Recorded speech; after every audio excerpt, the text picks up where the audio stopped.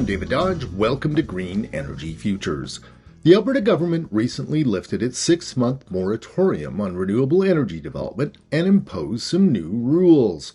Experts told us the new rules appeared to be so restrictive they were in effect a poison pill for Alberta's once booming renewable energy industry. Well, a few weeks have passed and a few clarifications on the new rules have been released.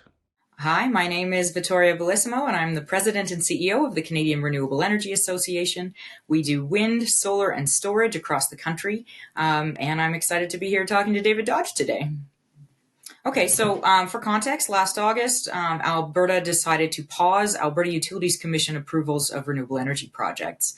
That was supposed to come off at the end of February, and it did on time, as promised. But there are new obligations that renewable energy generators must meet. Those new obligations appeared to include no-go zones for renewable energy in 76% of southern Alberta and on Zone 1 and 2 agricultural lands, which prompted some experts to suggest this is a de facto moratorium for renewable energy in Alberta. But again, I will underline that there's some uncertainty there. On agricultural land use, Alberta is taking what they have referred to as an agriculture first approach. So on Class 1 and Class 2 land, as long as renewable energy developers can show that they will be able to coexist with agriculture, then those projects will be allowed to proceed. The government's own Alberta Utilities Commission said in a report released in January that renewable energy would occupy less than 1% of agricultural land by 2041, even under the most aggressive build-out of renewable energy. It seems renewable energy is quite compatible with agriculture. Well, I mean, let's break it down. So for wind, 95% of the footprint of a wind project can still be used for agriculture. You can plant crops right up to the base of the wind tower foundation. Animals can graze right up to the base of the wind tower foundation. So it really is a solution that always works with agriculture. For solar, there are lots of options.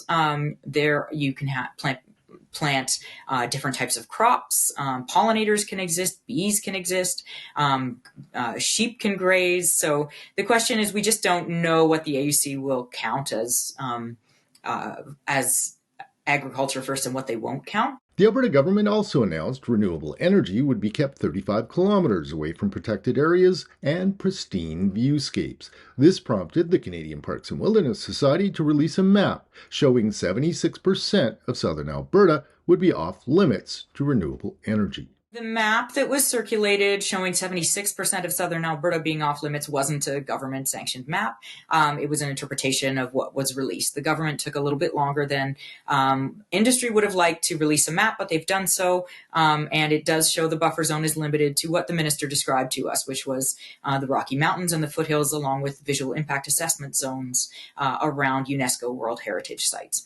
The new government map shows exclusion zones totaling about 30%, including all of the land in the foothills in the Pincher Creek area right out to Claresholm, the present location of many wind farms and Alberta's best wind resource. Bellissimo is quite diplomatic about all this, but now worries about coming changes to the energy market model that could frankly help the industry or create even more barriers. If there's one takeaway here, it's that uncertainty is bad for development. If investors don't know what the rules of the game are, and they don't know what the revenue streams will look like going forward, and they don't know what transmission policy looks like going forward, they're going to find a more attractive area to build.